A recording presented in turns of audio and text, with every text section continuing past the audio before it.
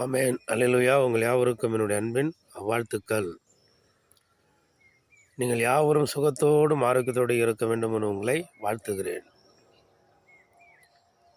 ஆண்டவர் இயேசு உலக தோற்றத்திற்கு முன்னமே அவர் ஆண்டவர் தான். எப்படின்னு பாருங்க, தண்ணி 3 நிலைகளில் இருக்கும். அதை ஃப்ரிட்ஜில் வச்சோம்னா கட்டி ஆகிடும், தண்ணியாக இருக்கும். காய்ச்சினோம்னா சூடு பண்ணோம்னா ஆவியாக போயிடும். அவர் தெய்வம் என்பதை, அவர் கடவுள் என்பதை, கடவுளாக இந்த உலகத்தை உண்டாக்கின கடவுள் மனுஷனாக பிறந்தாருங்க. சுருக்கமாக சொல்லணும்னா இதுதான். இந்த உலகத்தை உண்டாக்கின கடவுள் மனுஷனாக பிறந்தார். அவர் தான் இயேசு. பிதான்னு சொல்கிறோம், கடவுள்னு சொல்கிறோம், ரட்சகர்னு சொல்கிறோம், கர்த்தர்னு சொல்கிறோம், தேவன்னு சொல்கிறோம், பிதான்னு சொல்கிறோம். அவங்க தான் 3 நிலைகளில் வெளிப்பட்டாங்க. பிதா, குமாரன், பரிசுத்த ஆவியானவர். சீசர்கள் அவங்க கூட இருக்கும்போது இயேசு கிறிஸ்துவோட கடல் மேலே நடந்தாங்க. 38 வருஷமாக வியாதி இருந்த மனுஷனை சுகமாக்குனாங்க.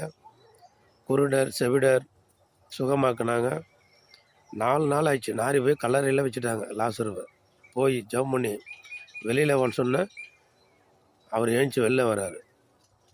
அதே போல் இயேசு கிறிஸ்து என்ன பண்ணுறாங்க, தண்ணியை திராட்சை ரசமாக மாற்றினாங்க. ஒரு சிறு பெண் பாடையில் தூக்கிக்கிட்டு போகிறாங்க, உயிரோடு எழுப்புனாங்க. புயல் எழும்புது கடலில், அமைதலாக இருங்கிறார், அமைதலாகிடுச்சு. கூட இருந்து எல்லா அற்புதங்களையும் பார்க்குறாங்க. அவர் கடவுள் என்பதை அறிந்து கொண்டார்கள். மனுஷனாக பிறந்திருக்கிறாரு. ஏன்னா கூட இருந்திருக்காங்க. ஒரு 12 சிஷ்யர்களும் கூட இருந்து மெய்யாலுமே அவரை கண்டார்கள். ஏன் கடவுள் மனுஷனாக பிறந்தார்?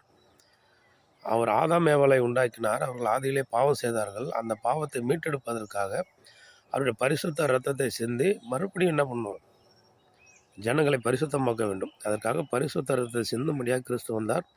அப்படியாக சிலுவையில் அடிக்கப்பட்டார், ரத்தம் சிந்தினார், அடக்கம் பண்ணாங்க இயேசுவை. 3ஆம் நாள் உயிரோடு கூட வந்தார். இப்போ அவங்க 11 சிஷ்யர்கள் என்ன பண்ணாங்க, ஒரு ரூமில் இருந்தாங்க. உள்ளே போய் உங்களுக்கு சமாதானம் சொன்னாங்க. அவங்கள்ட்ட என்ன பண்ணாங்க, தேனையும் பொரித்த மீனி வாங்கி சாப்பிட்டாங்க.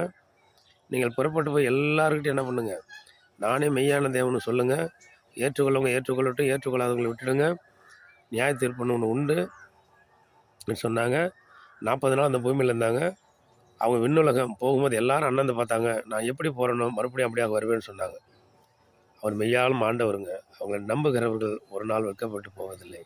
இயேசுவை நம்புகிறவர்களுக்கு சொர்க்க வாழ்க்கை கட்டாயம் உண்டு, பரலோகம் கட்டாயம் உண்டு. ஆமென். அல்லேலூயா.